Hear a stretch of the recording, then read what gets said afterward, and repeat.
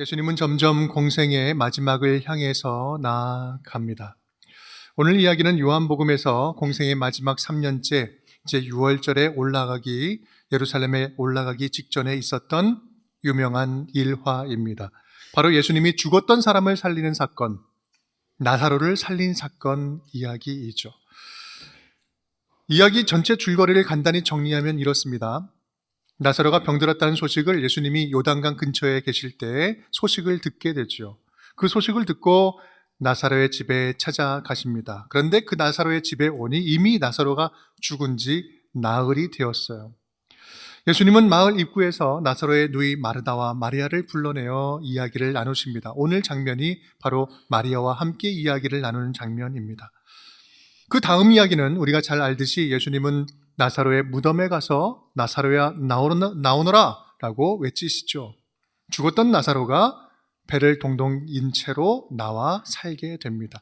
죽은 지 나흘이 지난 사람, 4일이 지난 사람을 부활시킨 충격적인 사건이 일어난 것이죠.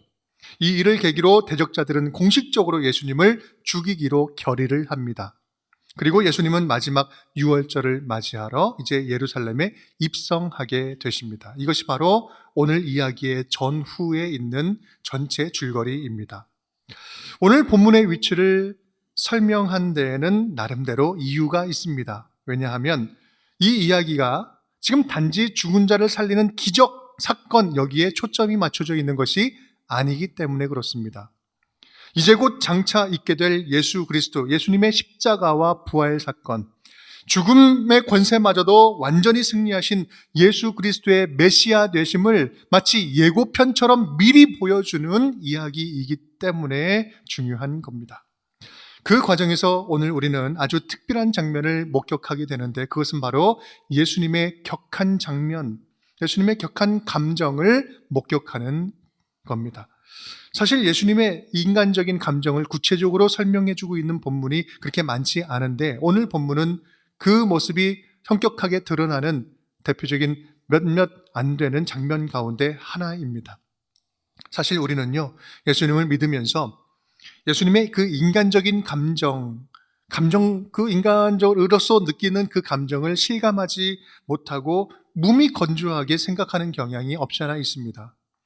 예수님을 이 땅에 오신 하나님으로 믿다 보니까 자연스럽게 내가 지금 느끼고 있는 인간적인 그런 감정과는 좀 멀리 떨어져 계신, 좀 그 거리감이 있는 분이라고 생각하는 거죠. 그런데 여러분, 예수님이 신은 맞지만 예수님의 그 인간적인 감정, 예수님이 느꼈을 인간적인 감정을 무시하는 것은 아주 잘못된 것입니다. 우리를 인격적으로 만나주시는 우리 예수님은요, 지금 이 순간에도 저와 여러분의 감정들 깊은 곳까지 찾아오셔서 함께 느끼고 함께 공감하는 우리의 마음의 주인이시기 때문에 그렇습니다. 우리 마음의 주인이라는 사실을 우리는 잊어서는 안 되는 거죠. 오늘은 특별히 예수님의 그러한 섬세한 감정선을 좀 따라가면서 우리를 향한 예수님의 사랑을 더욱더 가깝게 만나는 우리 복된 말씀의 시간 될 수 있기를 주님의 이름으로 축복합니다. 예수님은 오늘 마리아를 만나시는데 그 방법이 조금 독특합니다. 28절에서 30절 함께 읽겠습니다. 이 말을 하고 돌아가서 가만히 그 자매 마리아를 불러 말하되 선생님이 오셔서 너를 부르신다 하니 마리아가 이 말을 듣고 급히 일어나 예수께 나아가매 예수는 아직 마을로 돌아오지 아니하시고 마리아가 맞이했던 곳에 그대로 계시더라. 아멘. 마리아는요, 예수님이 부르신다라는 말을 듣고 급히 일어나 예수님을 만나러 나갑니다. 그래서 예수님을 만나죠. 그런데 예수님을 그 만난 장소가 어디예요? 마을 밖이에요. 아직 마을로 들어오지 않았다라고 표현하고 있습니다. 마르다가 예수님을 맞이했던 곳에 그대로 계시더라. 굳이 설명을 해주고 있어요. 좀 그들의 집이 멀지는 않았을 텐데 그렇다면 예수님은 왜 마을 동구밭에 불러내어서 만나고 계시는 것일까? 그냥 넘어가도 될 사소한 일인 것 같은데 왜 굳이 이야기를 설명해 주고 있는 것일까요? 그 요한복음이 가지고 있는 특징 가운데 하나가 이러한 장소나 시간에 아주 상징적인 의미를 부여하는 것인데요. 여기에도 상징적인 의미가 담겨져 있습니다. 그것은 바로 뭐냐면 이겁니다. 슬픔 가운데 빠져있는 마리아야, 밖으로 나오거라. 밖으로 나오거라. 죽음이 가져온 슬픔과 절망이 가득한 초상집, 사망 권세가 지배하고 있는 그곳에서 빠져나와라. 빠져나와라. 마리아 마르다가 있었던 곳은 어떤 곳이었어요? 초상집이었죠. 당연히 슬픔으로 가득한 곳이었습니다. 모든 것이 다 끝난 것처럼 주저앉아 있는 절망의 자리, 애곡과 애통의 소리만 가득한 그곳에서 빠져나와라. 그리고 생명을 주는 나의 말씀을 받으라. 예수님이 오실 때 그곳 분위기가 그렇게 어두웠다는 거죠. 마르다도 예수님께 이런 말을 합니다. 예수님이 계셨더라면 우리 오라비가 죽지 않았을 것입니다. 책임을 예수님께 전적으로 전가하면서 돌리는 것은 아니지만 예수님이 늦게 오신 것과 또한 오라비 나사로가 죽어서 이제는 돌이킬 수 없는 상황이 돼버린 것에 대한 아쉬운 마음을 감추지 않고 있는 거예요. 그런데 그런 마르다에게 예수님은 뜻밖의 말씀을 하시죠. 내 오라비가 다시 살아나리라. 그러면서 그 유명한 성경의 말씀을 이곳에서, 이 장소에서 마르다에게 해주십니다. 우리 25절, 26절 함께 읽겠습니다. 예수께서 이르시되 나는 부활이요 생명이니 나를 믿는 자는 죽어도 살겠고 무릇 살아서 나를 믿는 자는 영원히 죽지 아니하리니 이것을 내가 믿느냐. 아멘. 아멘. 어둠의 그늘 밖으로 나와서 어떤 사망 권세도 상대할 수 없는 영원한 생명의 말씀을 받아라. 여러분, 이 말씀은요, 오늘 지금 저와 여러분에게도 생생하게 동일하게 들려주시는 말씀입니다. 김집사야, 이권사야, 지금 네가 빠져있는 그 절망의 늪에서 헤어나와라. 그곳에서 나와서 영원한 생명을 주는 이 생명의 말씀을 받아라. 사실 이 말씀을 하기까지는요, 예수님도 오랜 시간을 참고 기다리셨어요.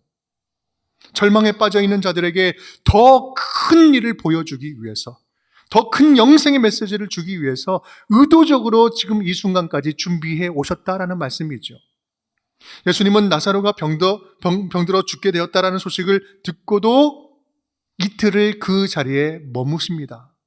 그리고 나사로가 죽은 이후에 사흘길이면 올 길을 그러니까 사흘길이면 올 수 있는 그 길을 죽은 지 나흘 만에 찾아오십니다.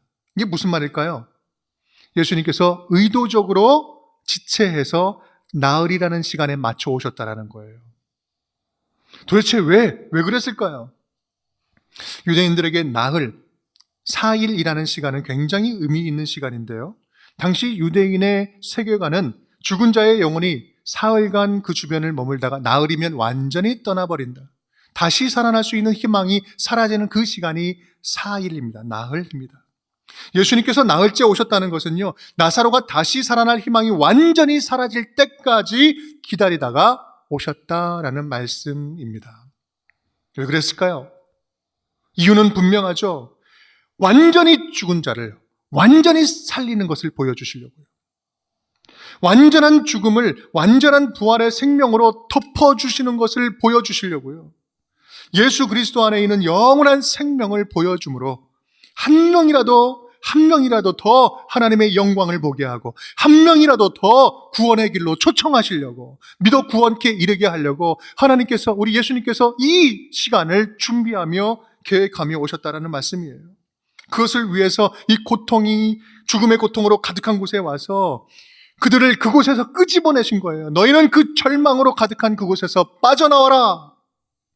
여러분, 예수 그리스도를 믿는 우리에게는요, 이 세상의 그 어떤 것도 끝이 될 수 없습니다.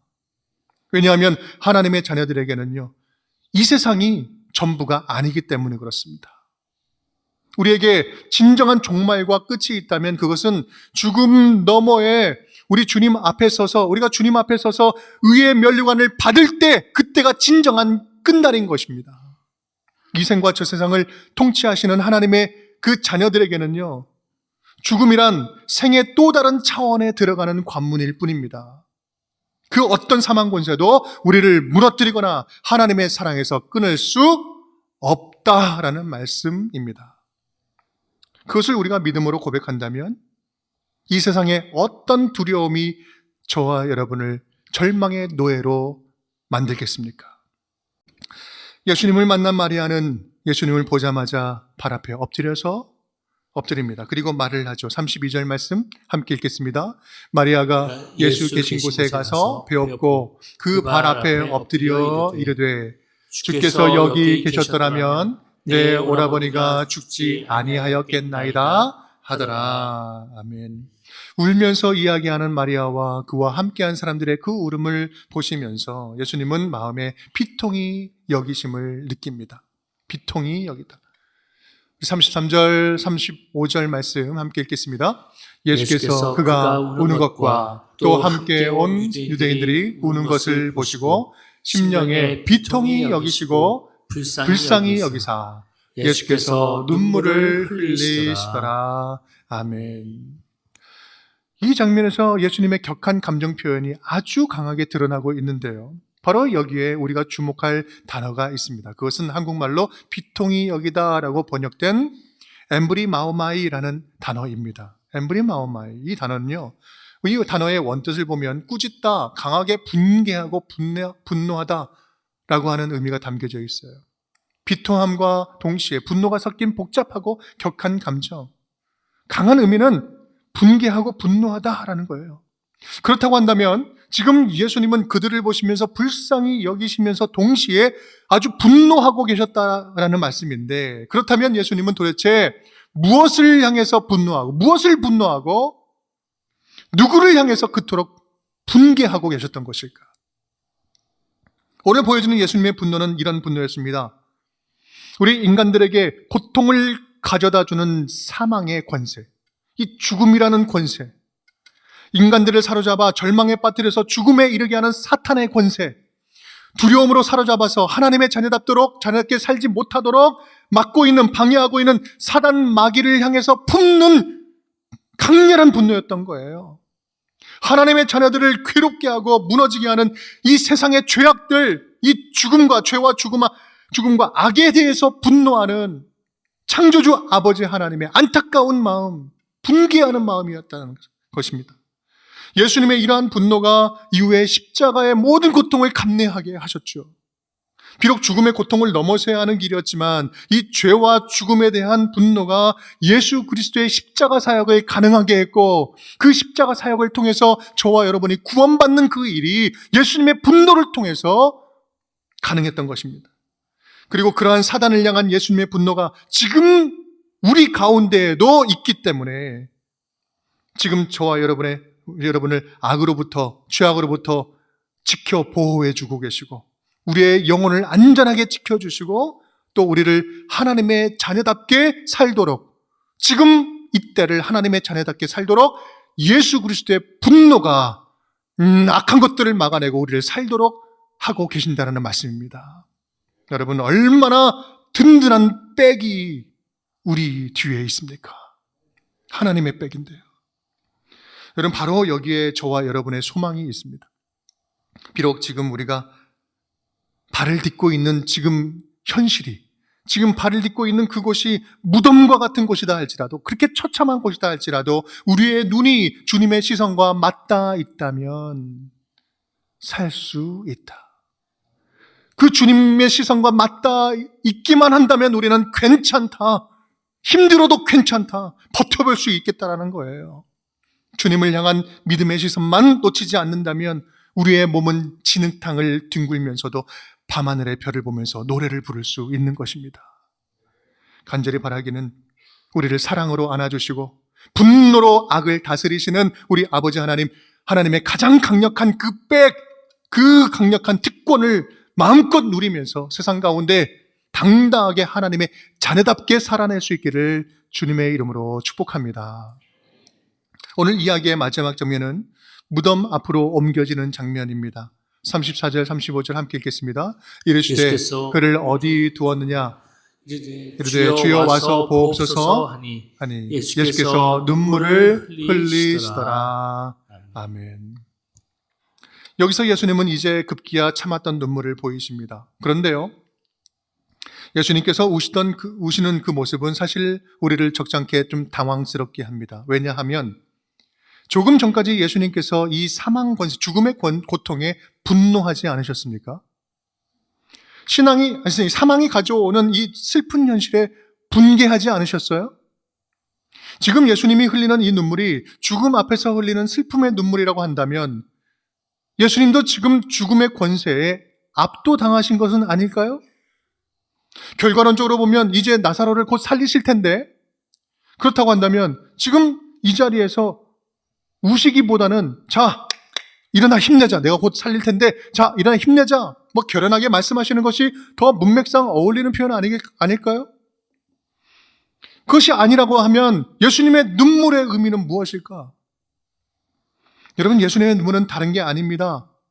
나사로의 죽음으로 인해서 아파하는 이들의 슬픈 감정에 눈높이를 맞춰주시는 공감의 눈물이었어요.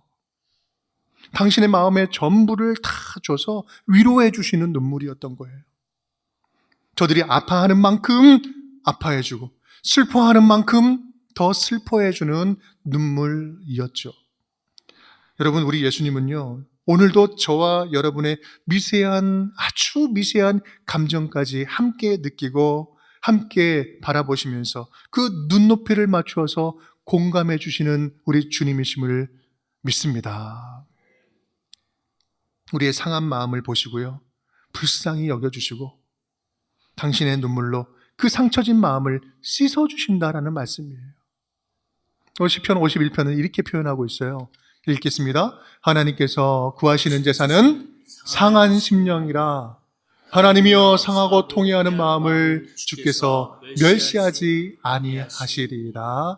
아멘. 하나님께서 구하시는 제사는 뭐라고요? 상한 심령이다. 갈갈이 찢어진 그 너의 상한 심령이 진정한 제사다. 그리고 그것을 멸시하지 아니하신다. 무슨 말씀입니까? 예수님의 눈물이 우리 그 상한 심령을 눈물로 씻어주시겠다는 말씀 아닙니까? 그렇게 예수님의 눈물이 우리의 상한 감정을 써주시고 회복시켜 주실 줄 우리가 믿는다면, 우리가 그것을 확신한다면 우리는 좀 더 솔직하게 저와 여러분 안에 있는 그 감정들, 여러 감정들을 다 솔직하게 주님께 쏟아 부을 수 있지 않겠습니까? 오늘 예수님의 눈물이, 우리에게 보여주신 예수님의 눈물이 오늘 저와 여러분에게 그걸 원하시는 것은 아닐까요? 나의 눈물에 너의 눈물을 가져오느라. 나의 눈물병에 너의 눈물을 좀 담아보자. 여러분, 저와 여러분 마음속에 들락날락하는 감정들이 얼마나 많이 있습니까? 내가 원하든 원치 않든, 이게 긍정적이든 부정적이든 나를 쥐락펴락하는 그런 수많은 감정들, 얼마나 내 안에 가득 차기도 하고 비기도 하고, 또 그 감정들이 지나간 흔적의 감정의 찌꺼기들이 많이 남아 있습니까? 아픔, 슬픔, 두려움, 서러움, 분노, 좌절, 공포, 절망감, 죄책감과 수치, 혐오와 증오심들, 미워하는 것, 복수심, 부러움과 불안함, 상실감, 무기력함, 우울감, 비난, 정죄, 그리고 죽음을 부르는 암덩이와 같은 나쁜 감정들. 여러분, 이런 감정들로 인한 눈물을 우리가 어디에 마음 넣고 쏟아 부을 수 있겠어요? 이 세상 어디에 우리가 마음 넣고 그것을 풀어놓을 수 있겠습니까? 오늘 나사로 무덤 앞에서 흘리시는 예수님의 눈물이 지금 이 한계 상황에 있는 저와 여러분의 모든 감정들을 향해서 외쳐주고 계시는 거예요. 외치고 계시는 겁니다. 네가 꽁꽁 숨겨두고 있는 그 감정들을 숨기지 말고 다 끄집어 내게로 가져와라. 네 어떤 감정도 내가 끌어안고 내 눈물로 씻어줄 테니 내게 와서 너의 감정을 다 쏟아 놓으라. 사랑하는 여러분, 누구에게도 쏟아놓지 못한 여러분 안에 그 감정의 찌꺼기들이 있습니까? 오늘 주님께 옮겨짐으로 말미암아 예수님의 눈물로 깨끗하게 씻어질 수 있기를 주님의 이름으로 축복합니다. 시편 51편 10편은 이렇게 이야기합니다. 함께 읽겠습니다. 하나님이여, 내 속에 정한 마음을 창조하시고 내 안에 정직한 영을 새롭게 하소서. 아멘, 아멘. 내 속에 정한 마음을 창조하시고 내 안에 정직한 영을 새롭게 하여 주옵소서. 여러분, 우리는요 점점 더 가면 갈수록 감정적으로 메말라가는 시대를 살고 있습니다. 손바닥에 휴대폰만 바라보면서 옆에 있는 타인의 상황과 감정에는 전혀 신경 쓰지 않아도 아무런 문제가 되지 않는 그러한 삶을 살아가죠. 그러면서 점점 마음은 차가워지면서 우리의 정제되지 않은 감정들이 무기로 변하는 그 순간들을 맞이하게 됩니다. 그러면서 조금만 부딪혀도 나의 모난 감정들이 무기가 되어서 쿡쿡 찌르고 서로 상처내고 관계가 상하죠. 사랑하는 여러분, 오늘 예수님의 눈물을 좀 기억했으면 좋겠습니다. 눈물을 흘리시더라. 예수님의 눈물입니다. 지금의 나를 보고 지금 눈물을 흘리고 계신다면 무엇을 보시면서 눈물을 흘리고 계시는 걸까? 나의 어떤 모습을 바라보시면서 그토록 눈물을 흘리고 계시는 걸까? 나를 위해서 눈물을 흘리고 계신다면 그 눈물로 무엇을 씻어주기를 원하시는 걸까? 주님이 모르는 그 무엇인가가 아니라 주님은 지금도 알고 찾아오셔서 나를 위해 눈물을 흘리시고 눈물을 닦아주고 계시는데 나는 알아차리고나 있는 것일까? 오늘 나에게 어떤 위로를 주시려고 오늘 말씀으로 당신의 눈물을 보여주고 계시는 것일까? 여러분, 예수님의 눈물이 느껴지십니까? 어제 항암 치료하는 한 성도님과 잠시 통화를 할 일이 있어서 전화하고 기도해드리고 했는데요, 제가 너무나 큰 감동을 받았어요. 그냥 암을 통해서 하나님을 너무 깊이 만나고 이것을 통해서 하나님과의 관계가 있는데 이것이 너무 좋다라는 거예요. 너무 행복하다라는 거예요. 내가 그것이 아니었다면 하나님을 이렇게 섬길 수 있었을까? 지금도 투병 가운데 그것을 느끼는데 매일매일 눈물이 난다는 거예요. 이것이 슬픔이요 두려움의 눈물이 아니라 감사의 눈물이에요. 기쁨의 눈물이에요. 여러분, 근데 그분은요 초신자입니다. 이제 예수를 알아가기 시작하면서 한 주 한 주 말씀 듣는 것이 가장 행복하다고 이야기를 해요. 여러분, 여러분의 눈물은 어떻습니까? 이것이 진정으로 살아있는 하나님과 관계, 그 안에 살아있는 진정한 눈물 아닐까요? 여러분, 오늘 예수님의 눈물을 말씀으로 마주하면서 우리 안에 크고 작은 감정들을 솔직하게 주님께 내어드릴 수 있기를 간절히 바랍니다. 그 예수님의 눈물 안에서 우리는 다시 태어날 수 있습니다. 아울러 세상을 향해서 흘리시는 예수님의 눈물은 없는지 좀 묻고 구하고 살펴보았으면 좋겠습니다. 아파하고 신음하는 세상을 향해서 고통받는, 지금도 고통받는 그 현장을 향해서 나와 함께 애통해하고 나와 함께 울자라고 하시는 주님의 말씀은 없는지, 그 고통받는 현장을 위해서, 전쟁의 소식 가득한 곳을 위해서 보이지 않는 곳에서 우리가 함께 눈물로 기도하는 그 기도를 통해서 주님은 분명히 이 땅을 당신의 나라로 바꾸어 가실 것입니다. 우리를 살리신 예수님의 눈물을 머금고 우리의 진실된 눈물을 주님께 담아 드릴 줄 아는 우리 운정의 모든 식구들, 우리 운정의 모든 가족들 될 수 있기를 주님의 이름으로 축복합니다.